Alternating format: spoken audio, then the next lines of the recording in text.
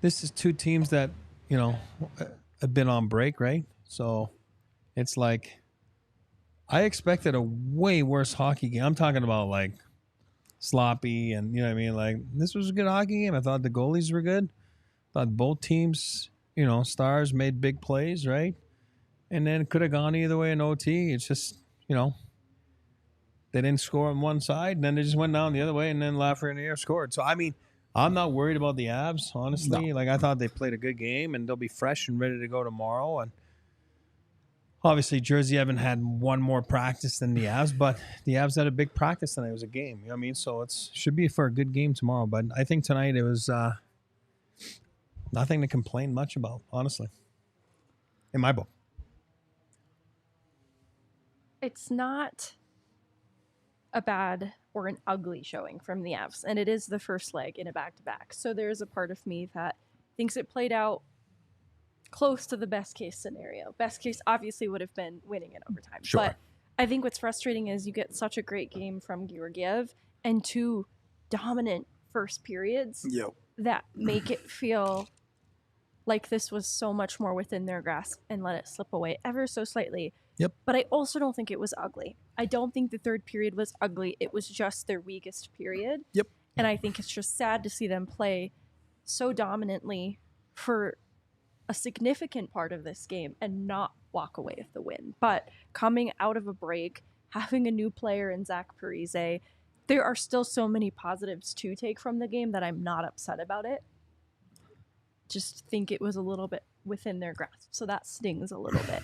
It's a very good way to put it. And, well, I'll jump in. Rudo was talking about it all night. I get the second one. I mean, obviously, you know, that's kind of it's what it does. When you get a second one, then the game is played differently because now they got to open up more a little bit. Even though I agree with Megan, I agree with Rudo, I agree with what I'm saying. If I can't read, everyone knows that, Chad. I can read, I can't see. But if people go into the turtle, like this is not turtle. This is not a turtle. This is a good Eastern Conference team being down 1-0 at home in an unbelievable building where they have success at home, and all of a sudden you're not going to dominate for 60 minutes. You're not. So they put on the heat, they put on the pressure, and they were better than the Avs, like Megan just said. And in the third period, and like Rudo said, they didn't get that second one. Yep. They didn't get that second one. Then the margin of error is really small. And then you got a superstar that makes a great play in Panarin. And then, you know, flip the coin on OT. And they do ultimately get a point. Yeah. It's not like, oh, they had a lead for most of the game and they lost fully 0 point. They do get that 1 point. I get it. Yep. You would have liked 2. For sure. Coming off of a, 10-day, 11-day break, whatever it was for the Avs. Right. They played a good hockey game. It wasn't perfect by any stretch of the imagination. No. It was against a good opponent. They went toe-to-toe. Unfortunately, the Avs come up 1 goal short, but I just don't have a lot of major nitpicks, and maybe I'm giving him a little bit too much of a pass because of the break, and you'd like to see some better things. We'll get into it, but it's hard for me to be too upset with this hockey game. I like that it was relatively low event outside of that first period with a lot of penalties. Very weird, yeah. I like that, especially because it is the first game in a back-to-back. Yep. That I don't think I would have wanted this to be an explosion of goals, especially because that was my fear coming from the New York Rangers. I think their goal scoring has been a little bit down on the year, and I didn't want this to be the team that wakes up the sleeping giant. And so to that end, I also think the fact that it was low event is a positive for the Avs. Would agree. And for the record, the Avs did outshoot the Rangers tonight at the end of the day, even if they did lose. And yes, the third period maybe was a little bit lower event than you would like for Colorado. But again, it wasn't bad hockey by any stretch of the imagination. Let's get to the 60-second rundown, and then we'll start really breaking things down. Not a whole lot to say about this one. That first period was the highest octane period for both teams. Really, a lot of back and forth. The Avs did fail to score on 3 power play opportunities. That was certainly a bit frustrating, but they do get a goal late in the period. Nathan MacKinnon continues to be just absolutely not human. More dog than human, perhaps. That would be the only goal of the game for Colorado. Through the second period, no one scores. Alexander Georgiev plays a fantastic game. He doesn't even get the win tonight, but of this recent stretch of quality from him, I honestly thought this might have been the best of the bunch. Unfortunately, in the third period, just one kind of CNI goal gets through for Artemi Panarin. It splits 2 bodies. It's a perfect shot. That heads the game to overtime, where the Avs have a couple of opportunities that don't go their way, and then Lafreniere just beats up Mikko a little bit and finds just enough room in deep to put the game away for New York. Well said. I want to start with the positives because I think at times we can dig a little bit too deep into the negative. So I want to focus on the positives a little bit here. Nathan MacKinnon, Alexander Georgiev, both making the 3 stars list easily tonight. For Georgiev, this is now, I get it was before the All-Star break, but 4 straight games of quality play from him. I'm going to ask it. I know that you can't just definitively answer this, but has he turned a corner? Are we looking at the Georgiev that is the guy the Avs have wanted him to be all season? I sure hope so. It's hard with goaltending, right? Because it's something that you can only really analyze over a larger period of time and a larger body of work. And it's been a little too mixed for Georgiev, even through this point. But this is the direction you like to see it headed, because it does feel like with Georgiev, it's been a matter of confidence. Yep. And I think that is something that has been building positively even just before the All-Star break. I think going to the All-Star game also helped to boost it, but you saw it coming even right before it. And so it's trending in the right direction, but I'm cautious to definitively say either way with Georgiev, and I just want to let him show me. Fair enough. Well, here's what I'll say. He's $100,000 richer from the weekend, right? Which is nice. And then you rub shoulders and elbows. That's what I said about, remember, I hate the All-Star. I'm not going to go back to it. Like, I don't like the All-Star. It is what it is, you know. But for a guy like that, it's first time you're going there. It's actually pretty, like, self-rewarding. You know what I mean? Like, you're like, oh, my God, this is kind of cool. Like, maybe I am decent. You know what I mean? Because I don't think he's a cocky guy. He gets a cool little poke check on McDavid while he's there. You know what I mean? Like, I think it just, you know, I think it makes you feel good. Then I think it's the perfect game after the break, too. Because, I mean, it hasn't been a busy week. Like, he played, 2 periods of 3-on-3 hockey, whatever. Yeah. A couple breakaways. Like I said, I think he got to feel good about himself. I'm sure he had some days rest before.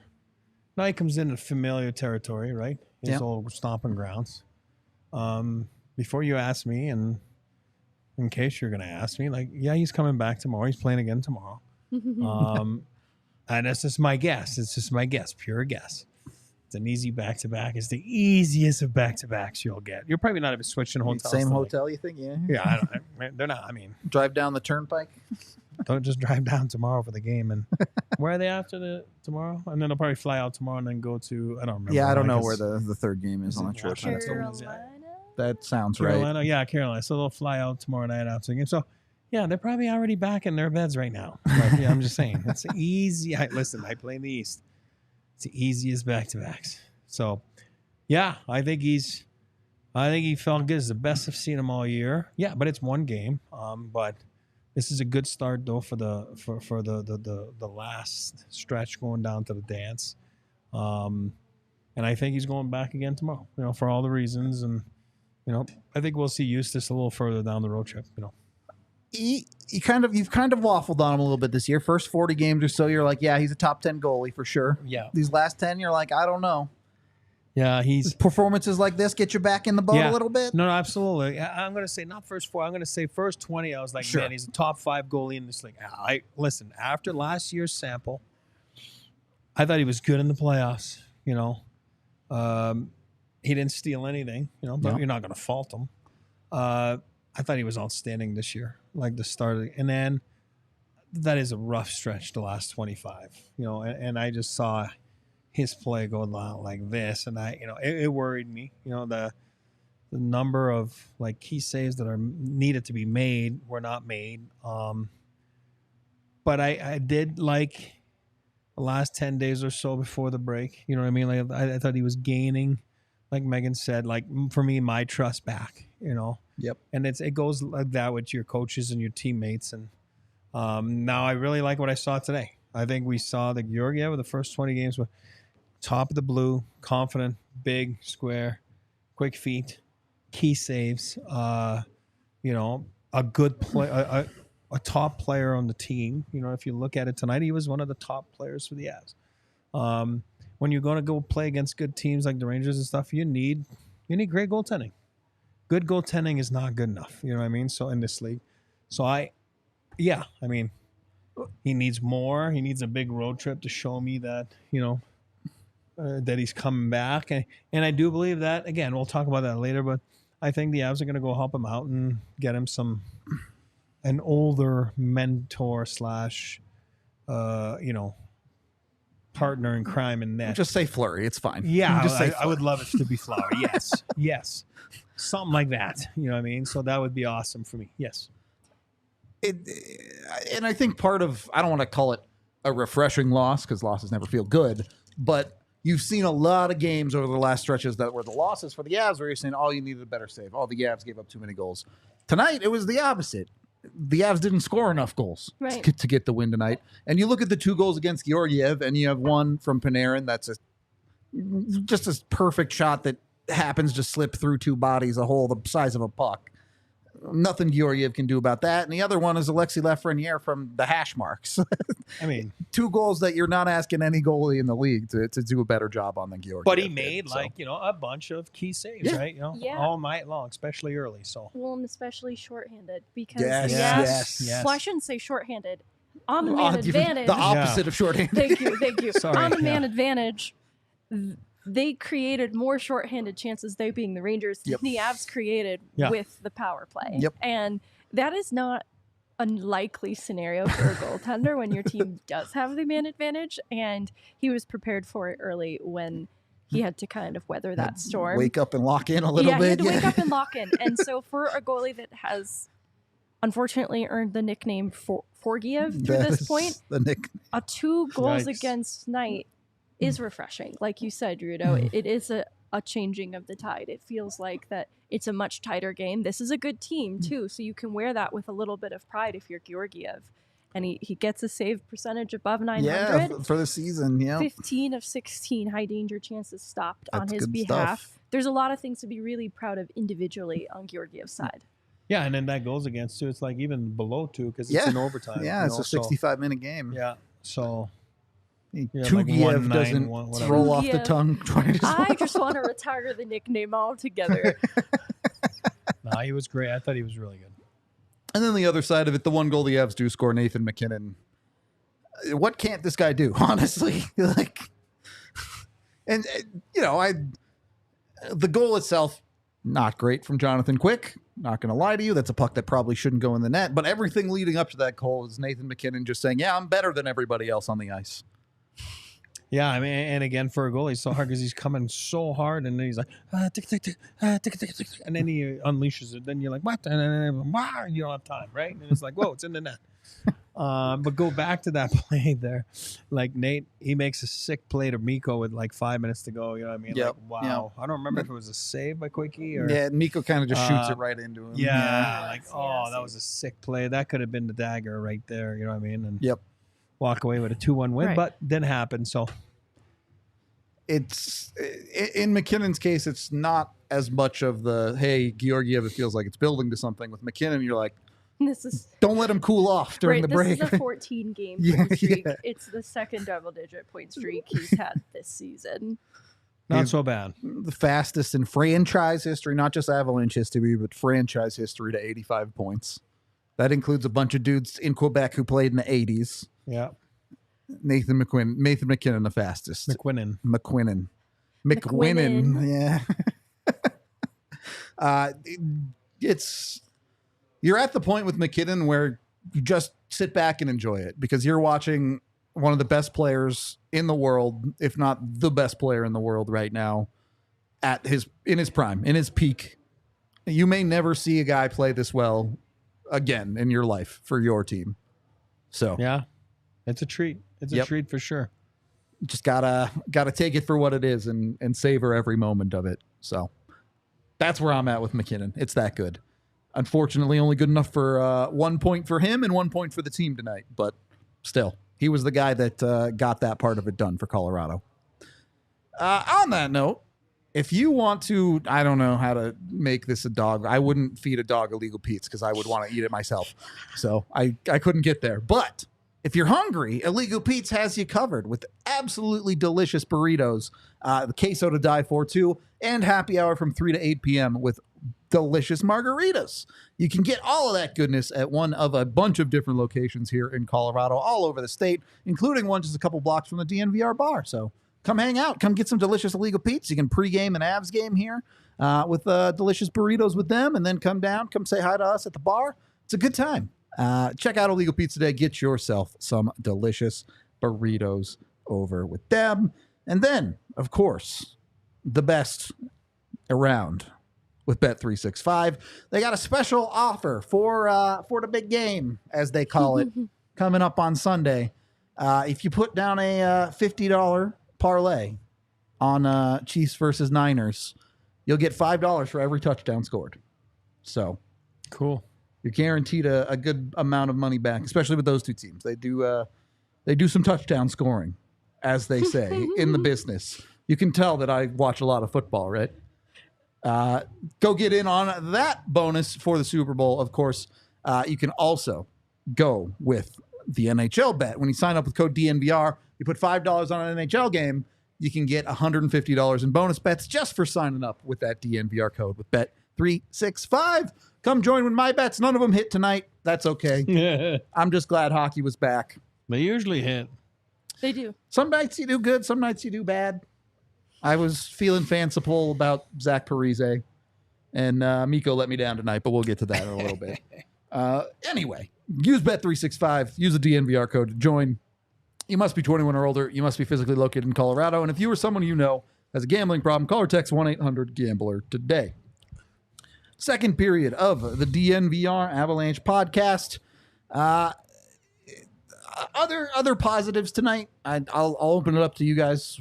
Anyone you guys want to point out? Any guys you want to talk about? I've been riding the Josh Manson train for a while now. He's someone I want to highlight in the studs and duds. Yeah. For just an interesting game. Like, even starting with, this is not something he intentionally did, but the first tripping call that the Rangers have really was Josh Manson's it was his stick for sure. No, but it was some of the passing skill that he demonstrated tonight, that extended possession. It was defensively sound too, but I think that was what was highlighted in Manson's game for me tonight. Yep. And another, I don't want to abandon No, Josh go Manson ahead. too quickly You're either, fine. but I think Arturi Lehkonen now just 3 games back, 16 minutes and being utilized a number of different ways. I think that we'll quickly see him resume the role we saw him playing previously, even though he missed significant time. And it's such an asset. I don't know if he's quite found his footing in the lineup just yet, since he was being bounced around a little bit. But it is such an asset for guys whose night is a little bit complicated, like Drouin, who did good things, but also had some struggles to throw Lehkonen up in the lineup. And I think it made the overall balance of the forward group roll out closer to what 4 lines would look like than we've seen for a little bit now. It feels like Bednar just can't help himself. He's like, all right, I made it 2 periods. I got to put Lecky back with back. That's my emotional support fan. It's the trust factor. And he does it, and immediately Lecky creates a turnover in the neutral zone and springs Mac. And it didn't end up in a goal or anything, but it's like, oh yeah, okay, I get That's it. why. Yeah, that's why. So good. Anyone you want to call out? Had a good game? Yeah, I mean, I go back to him all the time. We wear the same number, Woody Woodpecker. Yeah. I just love it. I mean, it's just like, is he perfect? No, but he's just like, he just creates stuff. You know what I mean? Stuff happens when he's out there. A phantom penalty, all that stuff. Like, you know what I mean? Like, it's just, he's fun to watch. But a lot of people will say like, "Oh God," but he can't finish. Well, I know that. If he did, then he'd be making $7 million a year. He wouldn't True. be making whatever it is that he makes, 2.5, 2.2, whatever it is. I just love when he's out there. You know what you're gonna get. There's a little of intensity. There's a little bit of that word chaos. There's, I love it. it's just fun. You know what I mean? I think he just brings it every night and looked like he had a new haircut tonight. But that'd be my guy tonight. That I enjoyed watching every time he was on the ice. I would probably extend it to that whole line. Obviously, Yes. they didn't score tonight, but Yeah, no, exactly. they just exactly the same guys they were before the All-Star break. They go out there, they forecheck the absolute hell out of you. They force you to play in your own zone, and they just gas you out by outworking you. And that's the beauty for the coaching staff. Yep. Because you're looking, again, tonight they're gonna, like I said, get their work done in their hotel room because they'll be in their hotel room 10 minutes after they left the rink. So, but back to back is tough on coaches. There's you're finishing this one. You want to touch on this one. Right. You have to touch on this one, like what was good, what was bad, and then you also have to get ready for the one tomorrow. My point is it's not like they're sitting there and then they're like, oh, Wood, O'Connor, and Colton. I wonder if they're going to show up. No, they're showing up, and that is so comforting for coaches because you know what you're getting, night in and night out, and you never have to worry about, oh wow, Logan didn't have his best game tonight. Like, man, that might happen three times this year total. It's the same thing for Woody and Colton. So it's kind of nice to put that aside. You're always going to get from your top end guys, man, they're the best in the league. So, then it's just a matter of how you're going to get those other guys right going and on a consistent basis. So it's a nice problem to have for coaches, but tonight I think it's one of those you'll get ready for tomorrow, but you'll address today. But man, what a nice treat to see those three guys I'm talking about. What they have tonight, 13, 14 minutes, maybe 15. Together, 5-on-5, 6:43. Yeah, but I mean, as a whole, It's probably closer. Total for each, Miles 1630, yeah, LOC 1751, yeah, and Colton 1818. Sorry, 11-19. I was looking at yeah. Ryan Well, I mean, they got some Johansson's line. PP, they got some PK, right? All that stuff. Well, right? it's just clear who Bednar trusts. As the game went on, he was trying Colton between Lehkonen and Parise a little bit. Did you? Sorry, because you have it on. I was trying to look at it earlier, but what's the fourth line? What was it again? Fourth line with Kivy. Yeah, like Kibby and Kivy Ronsa was 805, Olofsson was 920, Cogs, probably and 12. Cogs was 935. Oh, all right.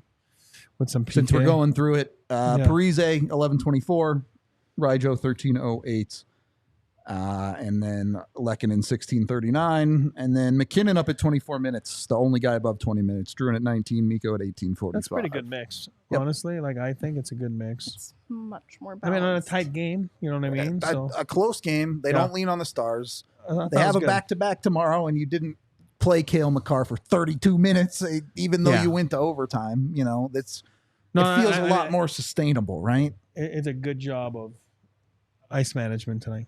And in my book. it's a welcome sight, the trust that line with Colton, Wood, and O'Connor has built, like you guys are saying.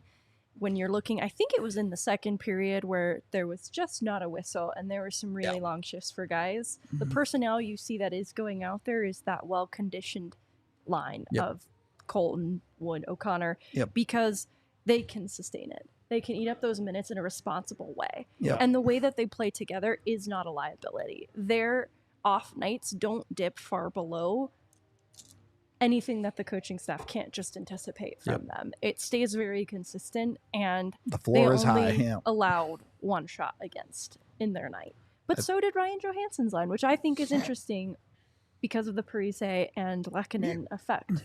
I really had no problems at all with that line tonight. There are times in the defensive zone where Ryjo's his limitations are just obvious. The Avs play a very rotate-heavy system with a lot of circling the zone defensively, and the foot speed just isn't there for Ryjo at times. But for a guy in his role in this team, which whatever you want to call it, the reality is it's a third-line center as far as actual usage is concerned. Absolutely. he was fine. I had no problems. He was just okay. Yeah.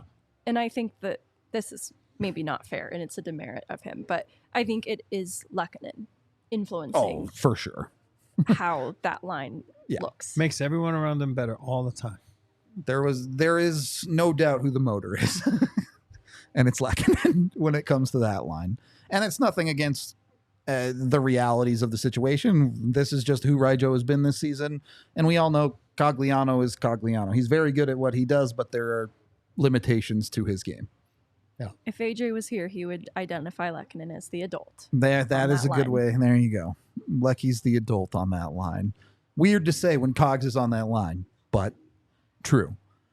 Again, I think you can look through most of the lineup, and even some of the guys we maybe had more negative views of on the game did good things. You mentioned Jonathan Drouin had some of this, some of that. There were some nice plays from him. I think he looked super engaged defensively, even if it wasn't perfect at times. For a guy who you want to be a setup guy, you'd like to see some better puck management at times, but it is what it is. Yeah. Again, for me, first game back off the break, I'm kind of giving pretty much everybody a pass to a certain extent. The one guy I will say, and this is nothing against him, I love him. I think he's an incredible player. But when you're a superstar, you get one bad game. And that's Mikko Rantanen. He gets this bad game. He needs to show up tomorrow and be better than he was in this game. That's fair. I didn't like it on the last goal there. You know, it's a little loose D, and, 3-on-3, it's man on man. And, Lafreniere makes a nice move, but Mikko's a bit loose. He's a bit too loose. And, yeah. If that would have been a real defenseman, or Mikko being the way he can play defensively, then Lafreniere probably hits that shot, hits his stick, and goes in the stands. You know what I mean? Yep. It's hard to get a shot off in the National Hockey League, and I felt it was a little too easy for Lafreniere to get an awesome shot, to beat Georgiev. And to be clear, it's more than just, he was the guy who made the mistake on the game-winning goal. It felt Agree. Compared to especially some of the other stars like MacKinnon and Makar, who, there was some rust, there was some squirreliness in there, but Mikko, it felt like, was just struggling a little bit tonight. One shot on net. And it's that one that we were talking about at the end of the third. Into Quick's body with about a minute left in the third that could have put this game to... You know what? That's too much pressure to put squarely on Mikko Rantanen's shoulders, but it is more than that. It's the shenanigans inside the first period where he's getting the Keandre Miller situation. Exactly. Yeah. And then what Eric's describing in the final play, he just didn't... I know he's not a defenseman, but he didn't manage that gap very well and pull up on his man. And I get that he's probably pretty tired because it is the first game back and it is overtime, but you just have to show a little bit more energy in that situation, and that was frustrating to see. Mikko, you're 6'4", 230 pounds. Just run into him. Right. Just use your body. Yeah. But it's but that's what it is usually. Like you're having a rough night, you're not at your best, but you're a superstar. You score 55. Yep. You pop that one in, in the last minute there, and then the game's over, right? You know, it's just, that's why tonight we qualified that as a rough night, because, he couldn't do that either. You know what I mean? Not that it's easy to do, I'm just saying. But usually a guy like that, you don't see him, you have an off night, but boom, you have 2 points. You know what I mean? And that would have been nice for him to bury that one. Yep. And you're looking around, and it's just kind of the reality of being a superstar caliber player, which Mikko Rantanen is. He's one of the top 10 scorers in the NHL right now as far as points. MacKinnon got a goal in this game. Makar had a point in this game. It's of the top guys, it's the Mikko that didn't get on the score sheet for Colorado. So, and again, am I worried about this for a second beyond this game? No. Mikko's fine. He'll show up tomorrow. He'll have his usual 3 points out of nowhere or whatever. It'll be fine. Love them the most. Beyond that, I'm curious because I want to get your guys' thoughts. Defense as a whole. You had the Sam Malinski call up before this game. Are you looking at this defense and saying, you know what, it's going to be this guy, that maybe this guy struggled and he gets the night off? Or is this more rotational kind of what they had done with Jack Johnson before the break? I'll jump in first. Like, I think it's 50-50 for me. Okay. I think he's gained the trust of Nolan Pratt and Bednar and the staff. I'm talking about Sam. To be back. Practiced all week. Played what is it, A game, right? Yeah. There's a factor that you're in the East. Some happens, and you're gonna say, yeah, there's Caleb Jones. No, I get that, but I think that I think Sam Malinski's playing before Caleb Jones. That's just. I think we all would agree. That's what I'm saying. So for me, and for us, I'll speak on our behalf there. If they want a style change, then Jack Johnson would sit kind of like that game there last week, right? Or 10 days ago, whatever it was. And Sam would get in, not Caleb Jones. I think Caleb Jones is there for an injury. I mean, if there's an injury or two, and then then Caleb is there. And he's proven, like I said, about Hunsey back then, and that he can not play for a while and just practice and actually be effective in a game. Yep. And that's a quality that's hard to do. So part of me is that, and part of me is it's got to be something cooking. It's got to be something cooking, and it's just easier when something cooks and the phone rings and it takes 2 seconds. It's just like we saw during the All-Star game. Like, I don't think Calgary and Vancouver thought they were going to make a deal that day. Next thing you know, they made a deal. So it's never planned. It's not like, yes, Friday at 12 we will make our deal. Stuff happens. That'd be nice for us if they told us. Yeah, that. Exactly. That'd be nice. So I think part of me, something's cooking. I don't know what it is. Obviously, it'd be nice to know. But so I'm 50-50 on it. And that's why the call up. It wasn't going to play today, but hey, you know what? He might play tomorrow. Maybe they want him in the lineup against Jersey, and who knows? I don't know. So I think it's a good game from the decor for the most part too. I agree, including Jack Johnson, who I think has been the player that's on the fringe of going out of the lineup.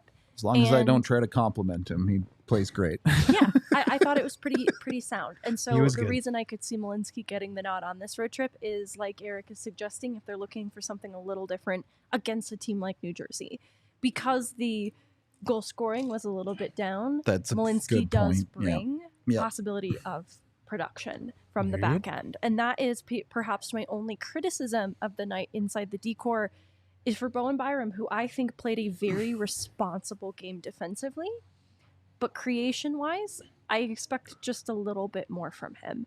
And that's not even necessarily that he needed to get on the score sheet, but even the less of the dump it to the corner decisions. Right. Yeah. No, exactly. And that's where I think that his confidence has been questioned a little bit, because he's usually a player that plays with swagger and leans into that side of his game.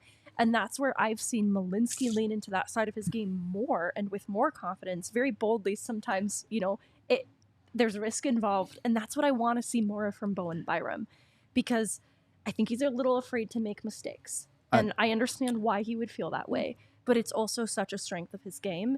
And I think they need that from him, especially in seeing a result like tonight where it's 2-1, OT loss. Like, you want a little bit more from a back end that is capable of it.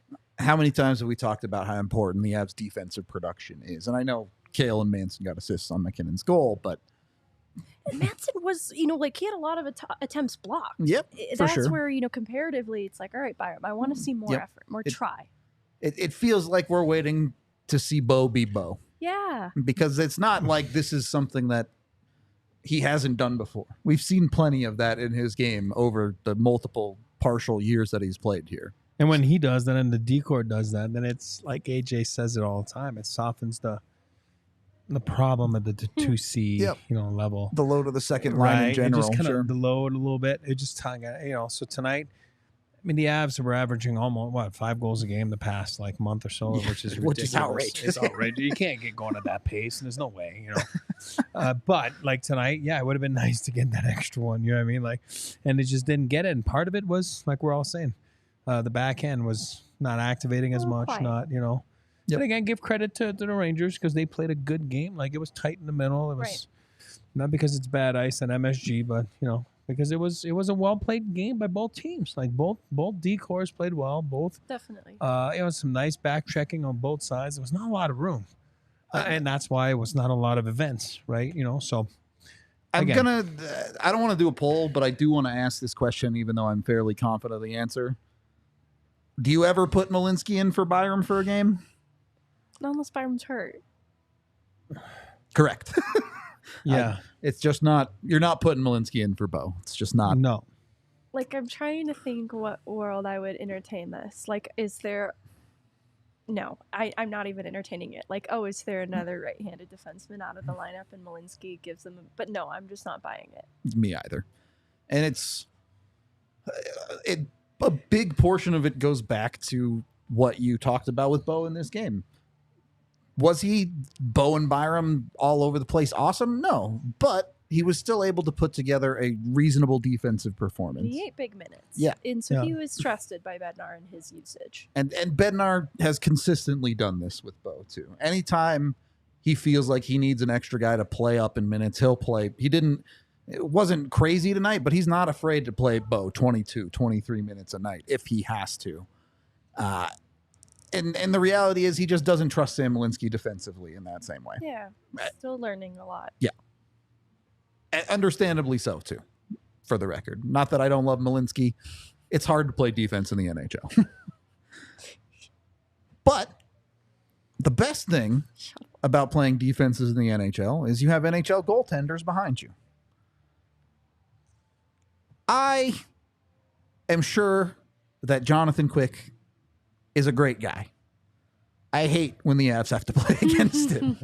He just always seems to, he's one of those goalies that always seems to have the Avs number. He's a gamer. Yep. You know what I mean? Like, Yep. he win 2 Stanley Cups, and what a speech that was at the parade, by the way, too. But what a gamer this guy is. Came in, and that's why I use him all the time when you're talking to young kids or young prospects, or, you know, he comes in LA. He's the 3rd or 4th round pick. I don't remember what he was.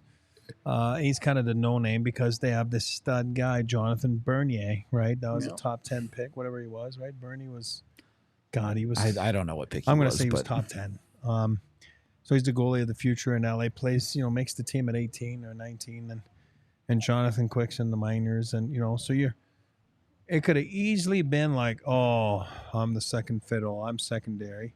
No, he used that as fuel. This guy he's a battler, he's a winner. Made them make decisions like we always talk about. Next thing you know, they're trading Jonathan Bernier. They're making and then they win 2 Stanley Cups with him. So yeah, the answer is he didn't play a game last year in VGK, right, on their Stanley Cup run, but he was a big part of their team. He was, just to be there for Hill and those guys that had never been there. It's very important to. That's why we're talking about Georgiev having a Flower. I would love for Flower to be here. God, I think it would be great. For all those reasons, and obviously this would be his last, hoorah, Fleury. So that'd be awesome, because if he's coming here, it's because he feels that the Avs can win a Stanley Cup, right? Yeah. But again, this league is full of good goalies, and that's the best league in the world, man. The National Hockey League is the best, and Jonathan Quick, it's proven to everybody that his style is a little bit different, a little goofy at times now, because it's not really the same as those new last 3-4 years goaltenders. But when it comes down to make a save, you make saves. All right. I want to play a little bit of trivia with you guys. What is the Rangers' secondary color? I'm French, so it's like, what do you mean? Like the name of the color? Yes.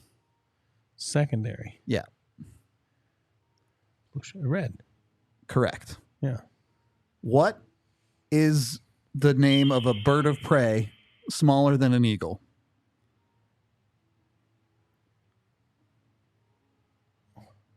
They're also a basketball team in Atlanta. Hawk. Correct. Red Hawk. Okay, here Lastly, we go. Buckle up. Get it. What is the top of a house?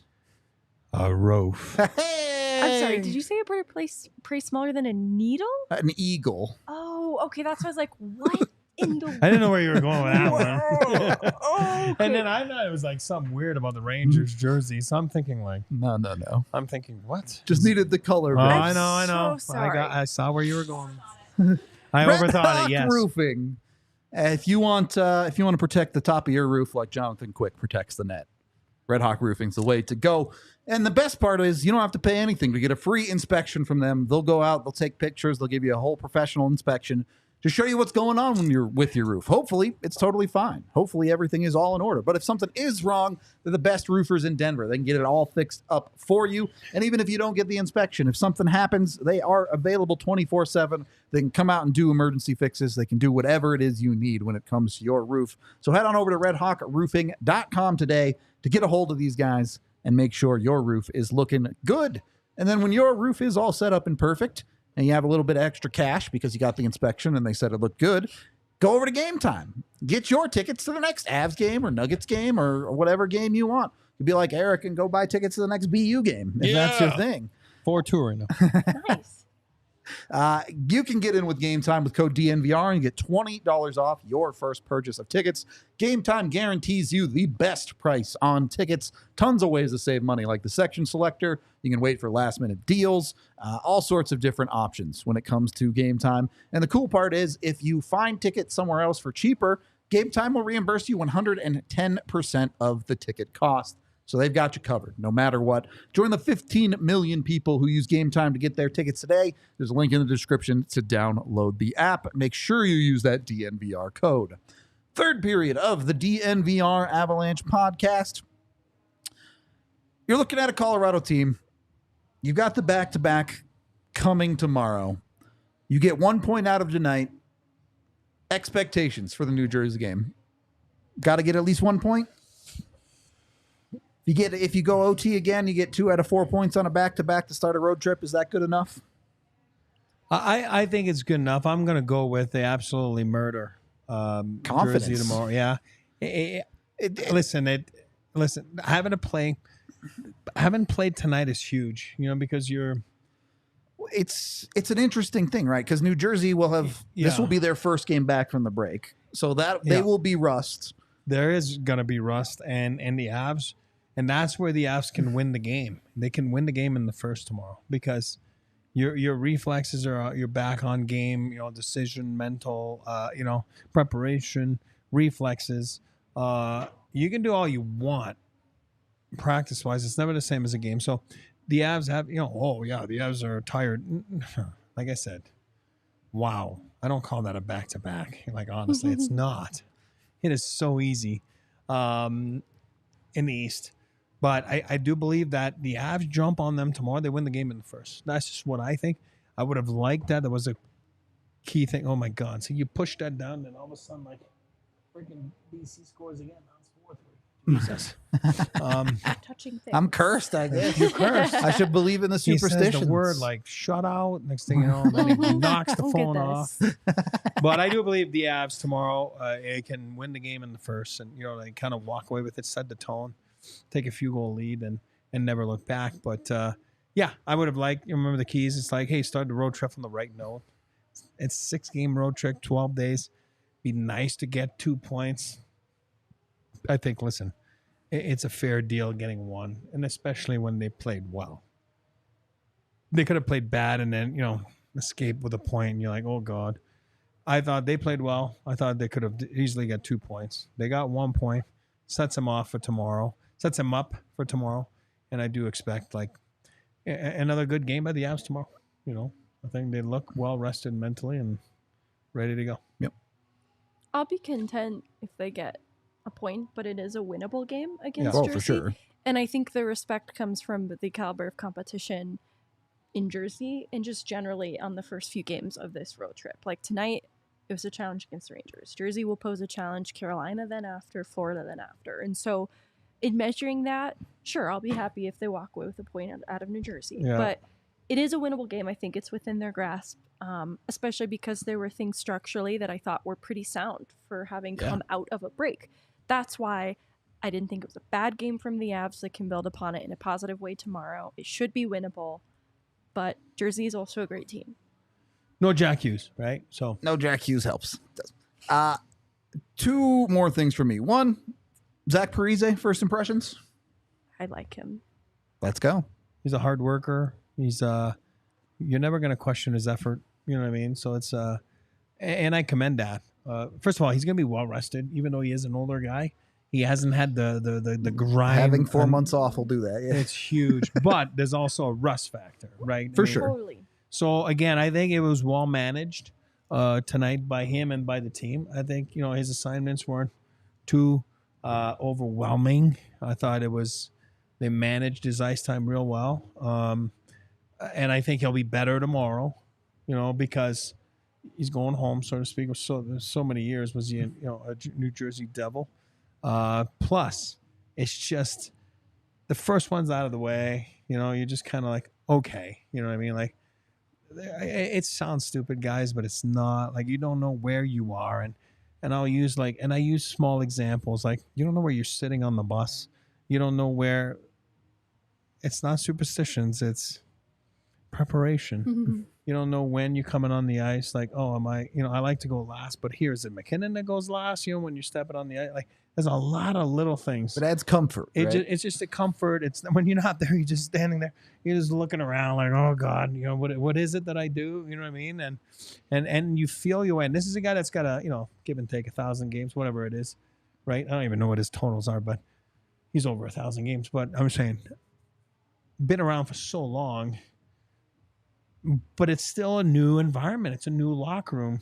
What do I say after the second today? You know what I mean? Like, do I say something, or do you just wait and see and kind of examine what's going on, and then you just kind of step in there and go from there? You know what I mean? So I think tomorrow you'll see a more relaxed Zach Parise, and you'll see probably the experience take over, and he'll be a great add for the down the stretch for the Avalanche.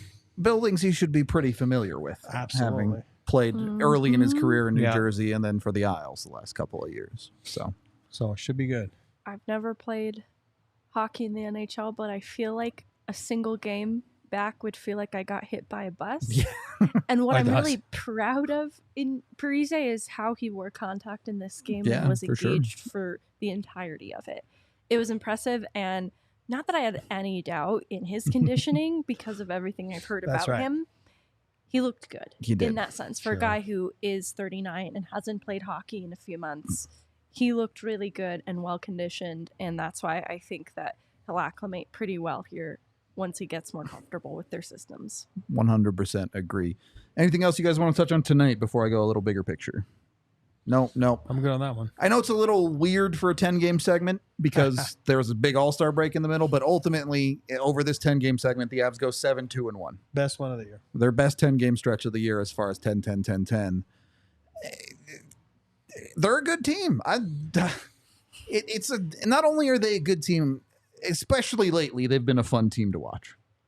They have a lot of firepower. I think a lot of people, and I get it, the trade deadline is on the horizon and everyone wants a 2C and all of that, and they do need to go get somebody. But don't undersell the offensive ability they have on the team already. And I know they only scored one goal tonight, whatever, but the Avs have a lot of pieces in place that should make them a team that nobody wants to play against as is. And then they have the opportunity to go and get more stuff. The only God, I don't know. I got to be careful what I say here. The only thing I'm scared. I haven't lived it. I haven't seen it. You're in that locker room. So today, this is post All-Star break. This is the sprint now, right? To the dance. You have strong relationships with your teammates. You have, with your coaches, your place on the team. It does wear on you when you're looking at that trade deadline date, which you're about 4 weeks away. Yeah. And I've seen it so many times over the careers, you know what I mean, where guys get dealt at the deadline and then they're not part of a championship run. And, so it weighs on you a little bit. You're like, oh God, I hope I'm not the guy that gets the, eject button. And, you know what I mean? And sometimes, it weighs on your play, it weighs on your, as a team, as an individual. So hopefully we don't see too much of that. Hopefully, guys are just going out there and not overthinking this. Sometimes you overthink it. But it's funny because usually after the deadline that it's so much more relaxed that afternoon, or, you know what I mean? Guys are not such on pins, and, it's a different feeling if you're trying to leave, which is like, oh God, you're nervous because you're like every day you're looking at your phone hoping to leave. I don't think anybody wants to leave the Avs. You right? experience both sides of Right. that coin? Yeah, I've experienced both sides. But yeah, a couple times the phone just never came. You know, like, nobody wanted me. But yeah, so it's a weird feeling here. That's the only thing I can see on a few teams. You know, and I heard even stuff like last couple days about, you know, Vancouver Canucks, which I thought was awesome for them to go get Lindholm. I think it's awesome. But then you hear people complaining, saying, "Oh, if it's not fit, you know, why, you know, if it's not broken, why you try to fix it, or whatever the expression is, then this is stupid. They're gonna mess up with their, you know, their team chemistry, and it can, it does at times, it does, you know, because you gotta remember there's one puck, only 5 guys on the ice, so sometimes it just misplaces guys in the lineup and in the depth chart, and then it does. But I do believe, for example, Vancouver was a good get for them, but I think. I just want to make sure the Avs players are not too on pins and needles, you know, waiting to see, like, am I going to be the guy that, you know, because it's not the other way around. Nobody's trying to leave. So that's my only thing here coming up. Yeah. I mean, unfortunately, sometimes it's a business. So. Oh, absolutely. That's just the reality. Seen it. It sucks, you know. Yep. Okay, I think we have at least one super chat. Melanie. From Melanie. $5 from Melanie, who says, "Bummer we lost, but on to the next. Go Avs. I'm glad hockey is back." Me too. Me too. I'm glad I get to sit here and talk about hockey games again. The 10-day break felt far too long. Yeah. We even did shows during the break. I'm but not still. human when there isn't Avs hockey. Just zombieing through life. All right. That is, I suppose, everything, unless any final thoughts, big or small, or whatever you guys want to talk about. No, looking forward to a fun game tomorrow, and I think I like those early games. So Me too. You know, it's kind of fun. It's better that way than the other way. You know what I mean? The California ones, it's like, starts. wow. Ugh. Yeah, those are a little bit tough. Look, now that hockey's back, there's no waiting around. They jump right back into it. It's game tomorrow and pace the rest of the way through here, basically. So and one last comment: when you're gone 12 days and 6 probably different hotels, I would think. At least 5, yeah. Yeah, at least 5. Well, yeah, because tonight, you know, I hope they take a picture of the hotel key, you know, with the room key on it, because I'll tell you one thing. By the 3rd or 4th one, you're like, what room am I in? I have no idea. And it's everyone. It's so funny because guys got to go down the front desk. I don't know where I'm at. Where do I live? It's a long road trip. You know what I mean? Like, it is. That last night, I imagine, has got to be tough. Yeah. And you're like, what are you in the elevator? What button do I press? Like, I don't know where I'm going. You know, so it's funny. All right. We're going to get out of here then. We will be back tomorrow, of course, for pregame, postgame. I think the Nuggets might play. I don't know. I make no promises for a watch along. No? Thursday. Right. We'll have watch along too then. So join us for that. And then an off day pod Wednesday should be fun. We're looking forward to hearing from y'all. Like and subscribe here on YouTube if you like what we do. If you want to listen to us, you can find us on Spotify if you're more of a in the car person or something like that. You can also follow us on Twitter, DNVR_Avalanche. That's all I got for you. Enjoy the rest of your night. I'm actually going to get home before 10 o'clock. It's crazy. We will talk to you all tomorrow.